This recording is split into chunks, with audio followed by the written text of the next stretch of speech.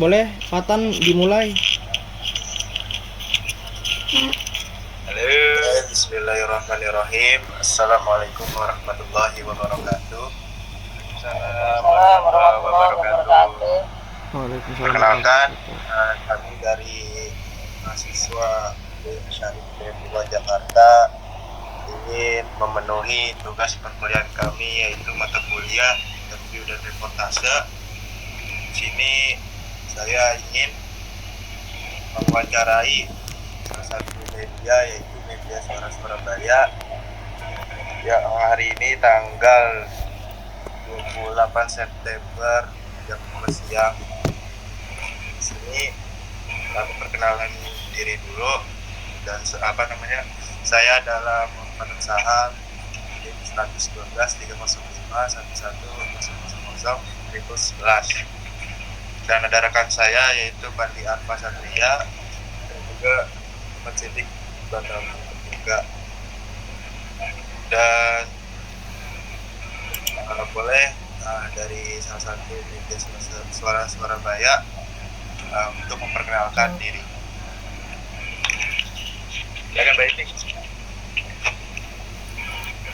Baik, Assalamualaikum warahmatullahi wabarakatuh. Waalaikumsalam warahmatullahi wabarakatuh. Ya, nama saya Iping. Saya di redaktur New Media, atau juga biasanya teman-teman istilahnya juga supervisor gitu ya. Dan sudah bekerja di Suara Surabaya Media ini sekitar 27 tahun. Sekarang di bagian New Media itu membawai digital ya, ada webnya, kemudian media sosial, juga grafis. Kalau sebelumnya dulu saya reporter, jadi sedikit tahu sih pengalaman di lapangan gitu. Oke, baik Ibu, terima kasih. Ya, perkenalkan Mas, ini saya Adi dari tim R&D-nya Suara Surabaya, tim Research and Development. Aku ingin tahu, ini Masnya dari mana saja ini asalnya? Saya dari Jakarta, Pak. Saya juga dari Jakarta.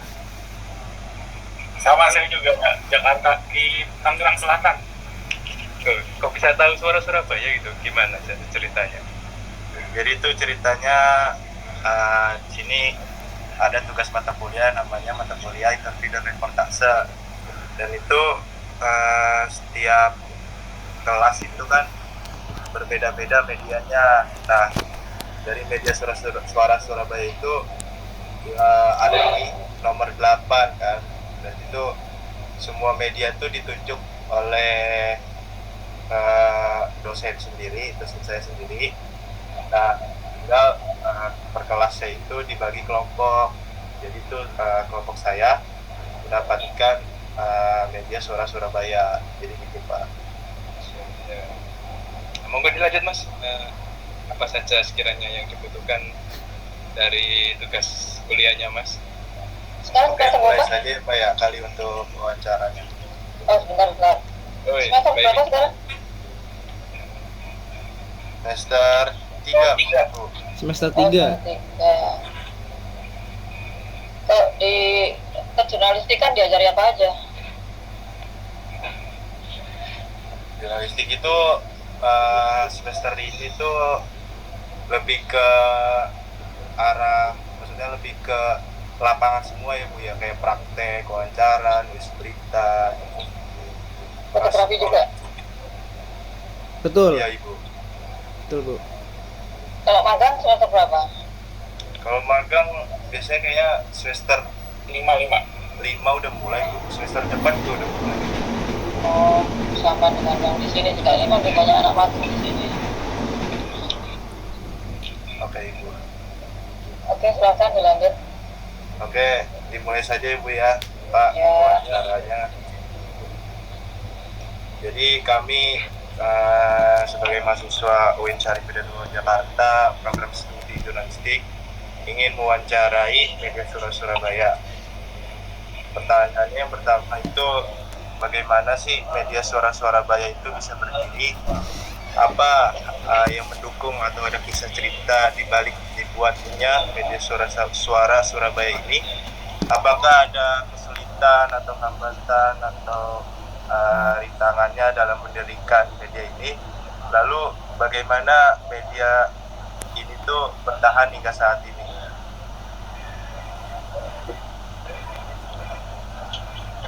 Boleh.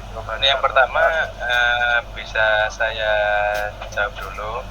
Kalau Suara Surabaya sendiri itu awalnya berdiri di tahun 11 Juni 1983. Itu bertepatan dengan gerhana matahari. Cuman untuk medianya sendiri awalnya emang dari konvensional radio. Kita awal berdiri emang radio, dari sampai sekarang pun radio swasta statusnya.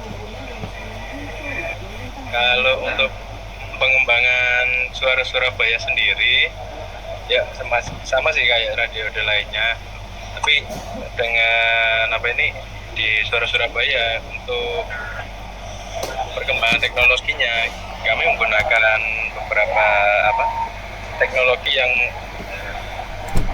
biasanya bisa dibilang mengikuti zamannya gitu. Jadi untuk radio sendiri dari Nielsen sendiri, data Nielsen sendiri yang diolah sama Nielsen itu untuk radio konvensional datanya untuk pendengarnya sangat turun drastis dari tahun ke tahun. Nah makanya itu Suara Surabaya salah satunya bisa survive dengan menerapkan teknologi baru, sehingga Suara Surabaya ini masih existing sampai sekarang. Salah satunya kalau yang dari timeline-nya Suara Surabaya itu pertamanya emang dari radio, terus di tahun 1985 ada tim redaksi, 1995 terbentuklah tim gatekeeper. Tim gatekeeper ini gunanya untuk memfilter. Jadi semua interaktif yang masuk ini nggak langsung bisa siaran di udara, tapi lewat tim gatekeepernya ini dulu, sehingga nanti yang sudah yang sudah keluar naik di tim siaran itu benar-benar informasi dari yang narasumber yang sudah terfilter dan terverifikasi beritanya. Terus untuk di pengembangan di tahun 1998 itu ada tagline use interaktif dan solutif. Nah ini yang kita pegang sampai sekarang. Jadi Suara Surabaya use itu format dari isi siaran Suara Surabaya itu semuanya bentuknya news, berita, dan interaktif ini salah satu kita antara produk dengan pendengar, dengan user, interaktif dan solutif. Jadi paling nggak teman-teman di Suara Surabaya itu bisa mungkin semua produknya ini bisa menjadi solusi dengan adanya interaktif ini. Meskipun kita menerima keluhan, kita menerima aduan, laporan, macet, laga dan lain-lain gitu. Manapun di online itu teruskan semuanya info tersebut agar solusinya bisa tercapai itu. Jadi nggak hanya sekedar request lagu terus cuman sekedar info, tapi info tersebut ada tindakan dari pihak-pihak yang kita istilahnya Suara Surabaya jadi jembatan lah antara pihak-pihak terkait sesuai aduannya gitu. Misalkan laka dengan polisi, dengan rumah sakit, terus kalau untuk kemacetan sama dengan polisi, kalau kebakaran sama PMK. Nah itu. Terus di tahun 2000 ini official websitenya diperkenalkan. Jadi mulai tahun adanya website, banyak-banyaknya website ini Suara Surabaya pengembangannya salah satu ke sana. Salah satu awalnya radio streaming, karena semuanya intinya semua pengembangan di Suara Surabaya itu gunanya untuk membuat jangkauan siaran. Jadi entah itu bentuk tulisan, entah itu sekarang ada sosial media dan lain-lain. Nah itu semuanya itu sebenarnya untuk menjangkau pendengar. Jadi kalangan muda terutama yang pakai sosial media. Tapi kalau yang tua-tua ya masih menggunakan radio konvensional dimanapun di mobil dan gitu. Kalau untuk pengembangannya lagi konvergensi dengan media sosial itu di tahun 2006. Terus di tahun 2010 kita developing menggunakan aplikasi mobile. Tahun 2020 kita ada multi platform digital. Juga 2021 pengembangan interaktif dengan via WhatsApp. Nah, terus sampai 2021 juga kita mulai merombak aplikasi Suara Surabaya Mobile ini selain streaming, jadi multi platformnya ini bisa mengakses berita, streaming, bisa interaktif, bisa telepon, bisa kirim foto, bisa kirim video. Nah, itu tadi yang kita namakan multi platform. Dan sampai sekarang masih existing, termasuk pengembangan di gedungnya juga. Kita mulai berpindah gedung, dan gedung kita ada gedung multifungsi juga. Salah satu pengembangannya itu. Kira-kira apa lagi, Mas? Oke, terima kasih Pak, sudah terjawab mungkin pertanyaan yang pertama. Saya lanjut lagi Pak ya. Pertanyaan kedua itu bagaimana media suara Surabaya ini membuat berita? Maksudnya tuh apa semua berita yang ingin diliput, semisal kayak contohnya tuh beritanya ada di Jakarta, sedangkan media ini tuh berada di Surabaya, atau memang ada salah satu tim di Jakarta, kayak setiap provinsi atau kabupaten tuh ada timnya gitu loh Pak. Dijawab Pak Iping deh, gimana? Ya, terima kasih. Untuk tim Suara Surabaya sendiri kita punya reporter ya. Reporternya itu ada di Surabaya karena ada sama Jakarta ada juga. Awalnya sih di Surabaya saja, tapi karena pengembangan juga karena kita punya pusat pemerintahan di Jakarta, paling tidak kita juga perlu menempatkan reporter ada di ibu kota. Nah, memang fokusnya sebenarnya Suara Surabaya memang lokal di Surabaya, tapi tidak menutup kemungkinan juga akhirnya kita mengembangkan sampai di Jakarta. Kita ada 2 reporter di Jakarta, yaitu Faiz Fajarudin sama Farid Kusuma, yang biasanya seringkali memberitakan terkait di istana, kemudian kebijakan-kebijakan di pemerintahan sama juga di DPR. Selain tidak menutup kemungkinan juga ada di KPK, juga di kepolisian dan lain-lain, memerlukan mana yang perlu diliput ya diterjunkan reporter di Jakarta itu. Kalau yang di lokal kita ada 4 reporter di Surabaya. Kalau yang daerah-daerah kita tidak punya reporter, tapi kita punya namanya jaring radio. Jadi ada beberapa radio di daerah-daerah itu ada programnya di Suara Surabaya itu jaring radio. Jadi setiap jam-jam tertentu mereka laporan dari masing-masing stasiun radionya terkait berita-berita lokal di masing-masing stasiun radio tersebut. Itu kemudian menambahkan ya, lagi Pak. Ya. Kalau yang interaktif itu bukan dari internal Suara Surabaya, tapi lebih ke pendengar yang berbagi info. Jadi dimanapun mereka berada, mereka berkontribusi untuk berbagi info, entah itu lewat kanal sosial media, entah itu lewat radio, entah itu lewat aplikasi. Nah, itu kita sebutnya citizen jurnalis biasanya kalau info-info dari pendengar. Ya, selain dari reporter, tadi kekuatan kita juga di citizen journalism seperti yang dibilang Mas Adi tadi, jurnalisme warga ini mereka memang lebih banyak di Suara Surabaya itu tentang isu-isu lalu lintas, kemudian tidak menutup kemungkinan juga peristiwa.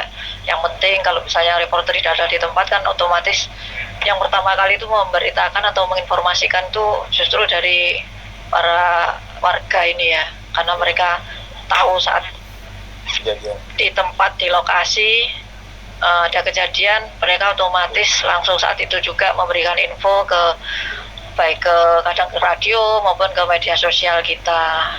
Kemudian baru nanti kalau misalnya perlu ditindaklanjuti oleh tim yang reporter maupun tim yang di gatekeeper atau di dalam sendiri, itu baru kita tindaklanjuti gitu. Nah, Kalau saya ya, mau bertanya nih, Pak, Bu. Untuk saat ini Ya. kan ibu kota sedang prosesi transisi pemindahannya dari Jakarta ke IKN. Nah, apakah itu Suara Surabaya itu mempunyai reporter juga di IKN gitu yang notabene jauh dari Surabaya gitu, bahkan beda pulau? Itu gimana tuh, Bu, Pak? ya, kalau tadi sempat ditanyakan juga tentang liputan di Indonesia, ya selain di Jakarta sama Surabaya, kita pernah juga mengirim reporter-reporter kita itu liputan juga di Jakarta, di luar itu, di luar daerah ini. Misalnya waktu bencana tsunami kita ngirim juga di Aceh, ada reporter yang kita kirim, atau mungkin di Bali, misalnya Bali gitu. Terus kalau yang IKN ini kita memang tidak ada reporter khusus yang di sana, cuman pernah reporter kita kirim ke sana, misalnya waktu upacara 17 Agustus itu kan pertama kali dilaksanakan di IKN itu ya. Iya, betul. Nah itu kita ngirim juga ke sana, jadi sekalian reporter ini observasi, terus melihat perkembangan IKN seperti apa gitu ya. Apakah benar seperti yang diberitakan sebelumnya bahwa IKN misalnya bla bla bla gitu ya. Itu kita kirim reporter juga di sana. Gitu. Tapi apakah nanti akan ditempatkan di IKN? Kalau misalnya sudah pindah ke IKN, kita akan kaji lagi. Baik. Sesuai kebutuhan biasanya. Berarti untuk reporter itu belum semua merata ya Bu ya Pak? Untuk kayak misal daerah-daerah terpencil atau daerah-daerah lainnya gitu, belum kayak misal ke seluruhnya terjun ke lapangan, bisa melalui kayak tadi Ibu bilang kayak lewat jaringan radio atau apa segala macam. Belum, karena kita memang keterbatasan SDM ya, tapi kita bisa mengakalinya. Kita berlangganan dengan kantor berita Antara. Nah, LKBN Antara ini kan sudah mencakup beritanya di seluruh Indonesia sampai semua provinsi ya, semua provinsi di daerah-daerahnya gitu kan ada. Jadi kita berlangganan dengan kantor berita Antara, sehingga kalau kita memerlukan berita-berita yang di daerah-daerah itu di luar yang kita jangkau, biasanya kita ngambil berita dari Antara karena kita sudah langganan. Kita bisa ngambil, bisa dimuat atau ditayangin juga, bisa disiarkan juga, tapi tetap dengan menyebutkan sumber dari Antara gitu. Oh, siap. Baik Ibu, Bapak sudah terjawab. Mungkin lanjut pertanyaan selanjutnya. Bagaimana cara media Suara Surabaya menjaga kredibilitas dan kepercayaan diri dari masyarakat di tengah beredarnya adanya kayak berita hoax atau berita tidak valid segala macam? Itu tuh gimana caranya agar media Suara Surabaya itu tetap dipercaya oleh masyarakat? Ya, ada beberapa cara yang dilakukan oleh Suara Surabaya untuk menjaga kredibilitas dan kepercayaan baik dari pendengar maupun dari pembaca, pemirsa, karena kita selain punya pendengar radio juga membaca website, juga pemirsa di kanal-kanal media sosial kita ya, karena berupa video juga. Nah, itu ada beberapa cara, diantaranya juga verifikasi informasi secara ketat. Kita pernah melaksanakan pelatihan-pelatihan, misalnya cek fakta, itu ada beberapa tim kita yang ikut juga, sehingga setelah ikut itu juga ilmunya ditularkan juga ke tim yang di dalam atau yang internal yang tidak ikut gitu ya, sehingga mereka juga mendapatkan ilmu yang didapatkan oleh yang ikut pelatihan itu. Di antaranya itu kemudian jurnalisme warga yang terkurasi. Jadi di sini itu citizen journalism itu kalau misalnya ada satu orang yang melaporkan itu bohong, akan di counter juga oleh pelapor yang lainnya, oh nggak benar ini tadi saya barusan misalnya lewat situ kok kondisinya seperti ini, akan saling mengcounter dan kita juga biasanya akan konfirmasi juga ke petugas-petugas terkait, misalnya ada kecelakaan gitu ya, kita konfirmasi ke kepolisian apakah benar di sini ada kecelakaan, ada korban meninggal sampai seperti itu. Nah, itu kemudian itu diantara, atau mungkin longsor ya kita misalnya konfirmasi juga ke petugas BPBD setempat itu, meskipun ada informasi-informasi yang deras dari warga yang masuk. Kemudian tetap mengutamakan transparansi karena komitmen kita adalah melayani masyarakat dengan memperkuat kepercayaan dari audiens juga, seperti itu. Dan tadi juga kerjasama dengan sumber-sumber berita yang terpercaya itu, misalnya tadi kita udah langganan antara ini kan kantor berita nasional, kalau misalnya ada peristiwa di daerah itu kita juga misalnya cek 3 antara seperti apa gitu, itu juga bisa dipercaya juga untuk mengeliminir info-info yang hoax itu tadi ya. Nah juga edukasi kepada publik tentang berita-berita hoax itu jangan sampai disebar, karena kita punya media sosial juga, sehingga mereka tidak serta-merta gampang kirim-kirim aja berita-berita yang belum tidak diketahui sumbernya gitu. Itu kadang-kadang kita infokan ke di media sosial kita, misalnya jangan sampai kalau belum tahu persis atau tidak ada sumber yang dipercaya jangan disebar-sebar gitu, karena nanti akan viral yang tidak jelas sumbernya gitu. Terus kita counter dengan berita yang sudah jelas dengan sumber yang misalnya kita wawancarai, seperti itu. Terus itu sih sementara. Itu. Oke, terima kasih Ibu. Terima kasih Bu. Iya, Bapak. Jadi selanjutnya Pertanyaan juga boleh dilanjut oleh rekan saya Pandi Arka Santia untuk mewawancarai media sosial. Oke, jadi selanjutnya pertanyaan dari saya kan tadi hoax itu menjadi tantangan ya bagi radio Suara Surabaya. Nah, selain hoax tuh sekiranya ada tantangan terbesar nggak yang dihadapi Radio Suara Surabaya dalam meliput atau memproduksi berita dari mungkin saat perginya hingga saat ini bertahan, itu ada tantangannya? Itu yang mau ditanya. Ya, tantangannya saat ini kan perkembangan teknologi itu kan terus berkembang ya. Iya. Ya kita harus selalu mengikuti perkembangan teknologi itu. Karena mulai kita berdiri tahun 1983 kan teknologi masih nggak seperti sekarang ini. Dulu masih sangat sederhana, kemudian sekarang sudah canggih, ada AI juga gitu ya. Ya kita mau nggak mau sesuai dengan misi kita, visi kita, misi kita sendiri.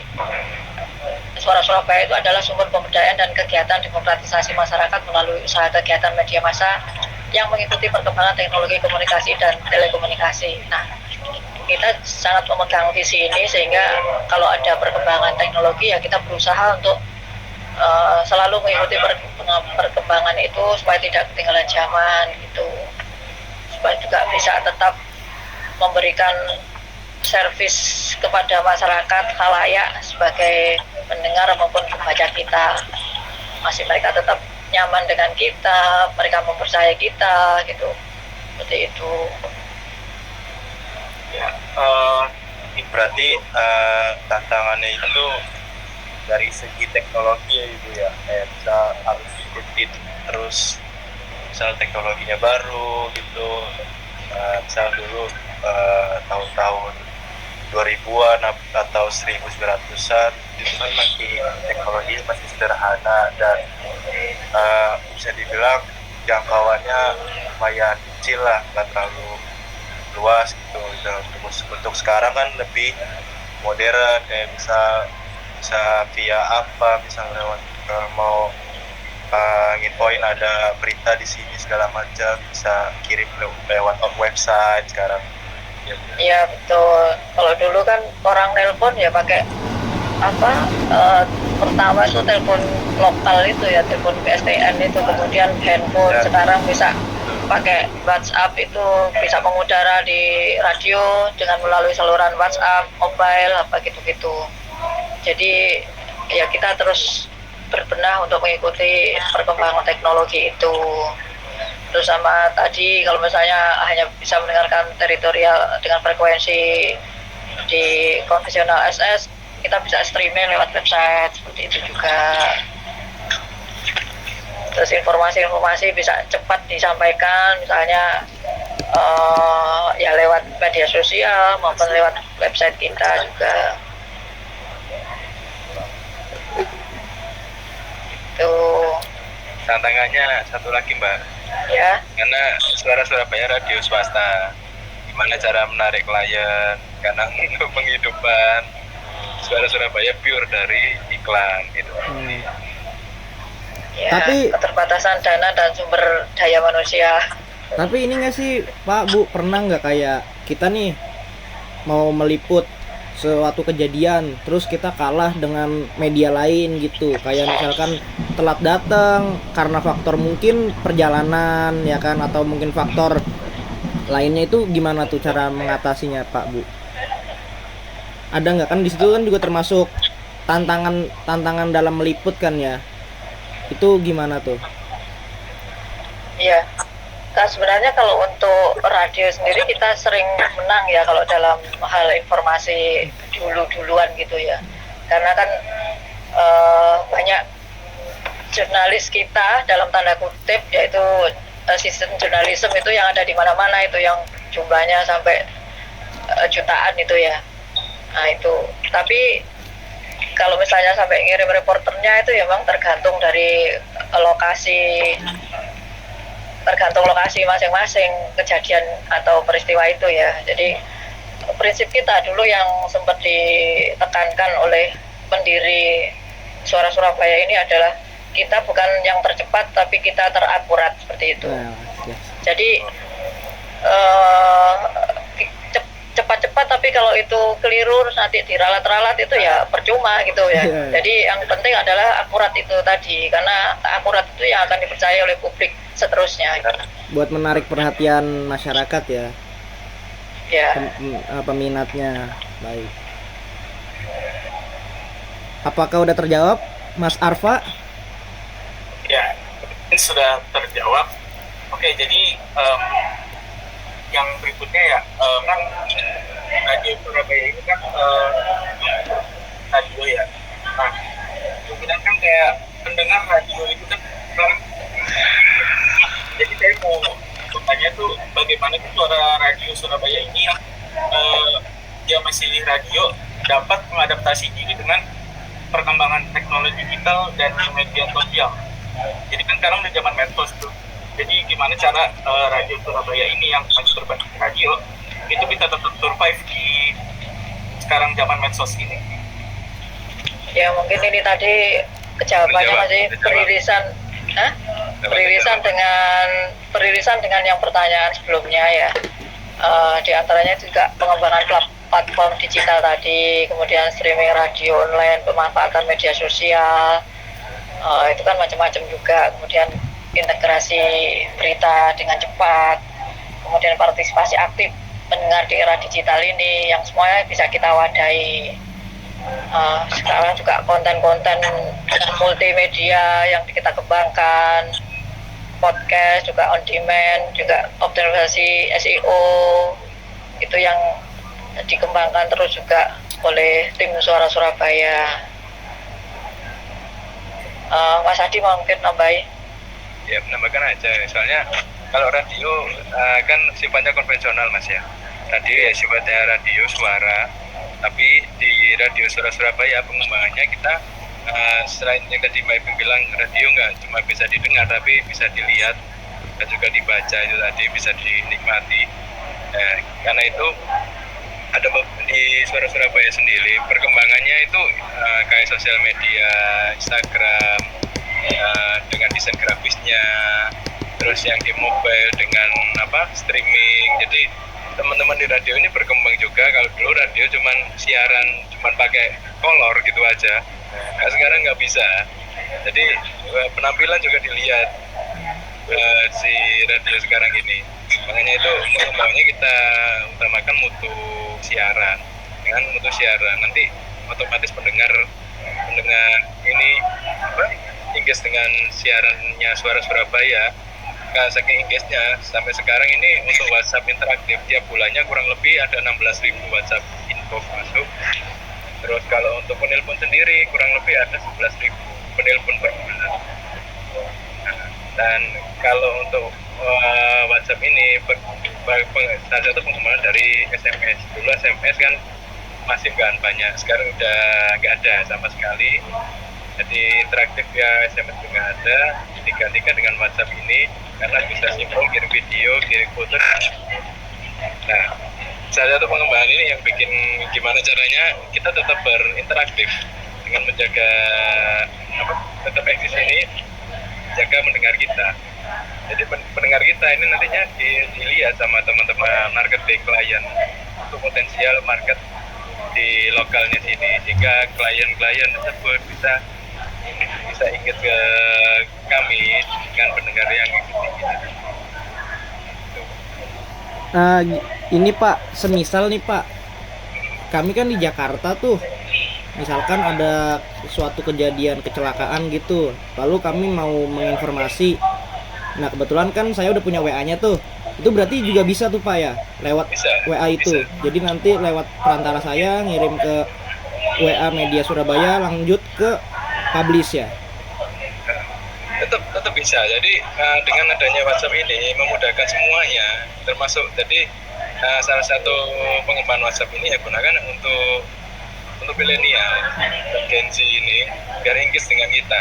Karena dulunya pendengar Suara Surabaya ini lebih ke dewasa tua sih. Jadi lebih ke 35 tahun ke atas.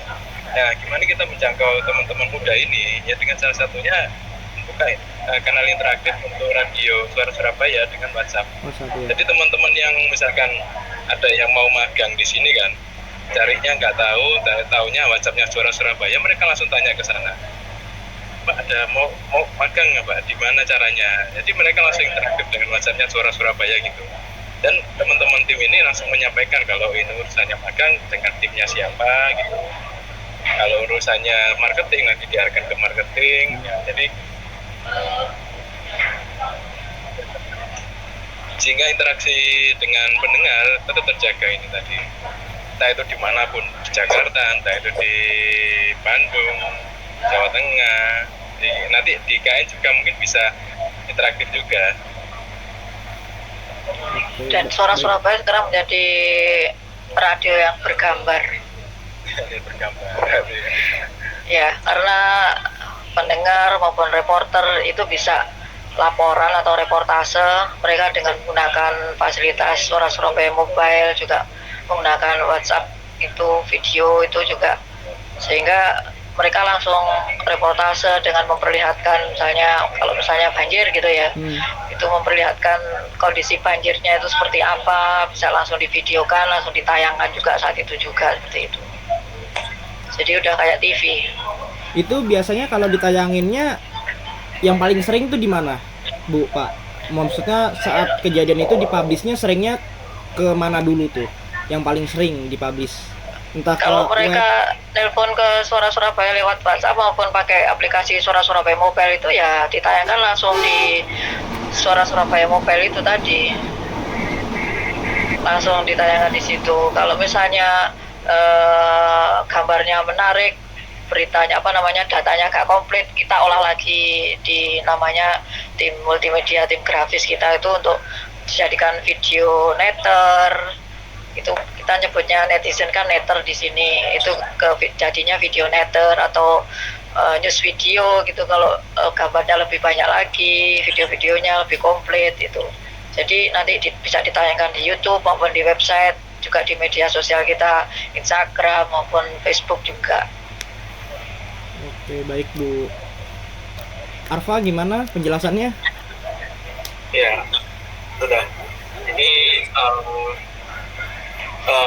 kan itu tadi sudah terjelaskan bagaimana cara berkembang di zaman teknologi atau media sosial. Jadi kalau mau mau berkembang itu kan harus kayak ciri khas atau gimana ya? Mungkin ada nggak sih ciri khas radio Surabaya yang membedakan dengan radio yang lainnya? Gimana itu? Ya, kalau ciri khusus kekuatan di Suara Surabaya, itu yang paling kuat di sini adalah konsep radio interaktif ya. Itu salah satu ciri khas utama Suara Surabaya ini. Karena di mana pendengar itu tidak hanya menjadi konsumen pasif di sana, tapi juga aktif memberikan informasi. Sehingga kadang-kadang pendengar itu juga saling membutuhkan. Misalnya, oh kemarin saya mendapatkan informasi, misalnya lalu lintas di sini macet. Apa salahnya kalau saya juga berbagi informasi, sehingga saya tidak terjebak kemacetan juga. Akhirnya mereka saling kayak terhubung, saling membutuhkan, saling memberi, saling membutuhkan, seperti itu ya. Itu yang interaktif di sini itu sangat kuat. Tidak hanya saya lalu lintas, saya juga bencana, kecelakaan atau masalah-masalah lainnya. Saya ada orang kehilangan keluarganya, kehilangan anaknya sampai beberapa hari nggak ketemu gitu. Kehilangan kucing, kehilangan anjing gitu, sampai ada yang telepon ke Suara Surabaya kehilangan motor, mobil, itu udah sering. Sampai beberapa kali kita juga menemukan itu, yang menemukan ada kita siarkan, warga yang lainnya melihat, kemudian kita hubungi polisi, akhirnya sampai ketemu di situ.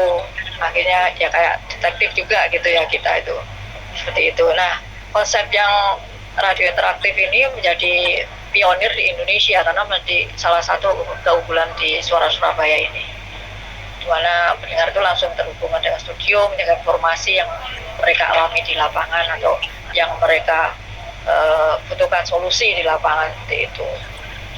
Di antaranya satu, yang lainnya yang sini itu memang sangat kuat dengan informasi lalu lintas. Dulu terkenal Suara Surabaya itu adalah radio lalu lintas. Nah, itu menjadi ciri juga bahwa kita dalam keadaan darurat ataupun apa, kalau saya di jalan gitu, yang dituju biasanya ya mendengarkan radio Suara Surabaya, seperti itu. Jadi layanan informasi lalu lintas yang real time juga di Suara Surabaya ini. Yang lainnya ya citizen journalism-nya ini sampai menjadi penelitian dari luar negeri juga. Mereka terheran-heran juga dengan kekuatan citizen journalism yang ada di radio Suara Surabaya ini, sangat luar biasa gitu. Mereka masyarakat tidak kita beri fee atau mereka dengan sukarela memberikan informasi itu kita. Bahkan ada yang sebulannya itu dulu masih pakai belum ada WA itu, sampai sebulannya itu sampai habis 800.000, 1 juta itu hanya untuk interaksi dengan Suara Surabaya, sampai seperti itu dulu itu.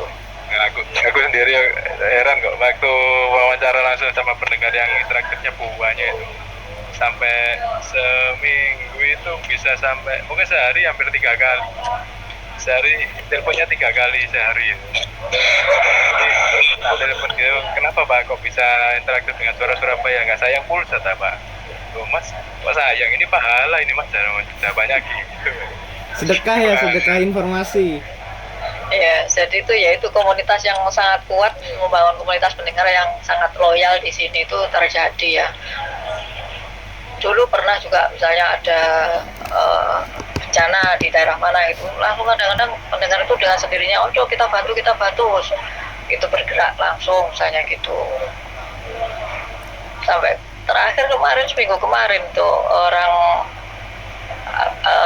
penjual susu sapi pagi-pagi mau buka dagangannya gitu, tasnya diambil orang yang pura-pura menyaruh jadi pembeli. Itu ada pendengar-pendengar yang akhirnya berempati, kemudian memberikan bantuan, memberikan sumbangan langsung ke korban itu tadi. Itu baru terjadi kemarin itu. Ya, hal-hal seperti itu yang sering kali terjadi. Itu kemudian dimana, kecepatan, kelebihannya juga kecepatan dan akurasi informasi.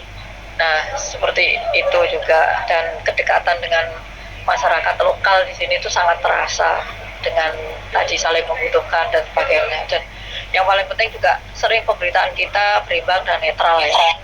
Jadi kita tidak berafiliasi dengan partai manapun, kita berusaha selalu netral ya.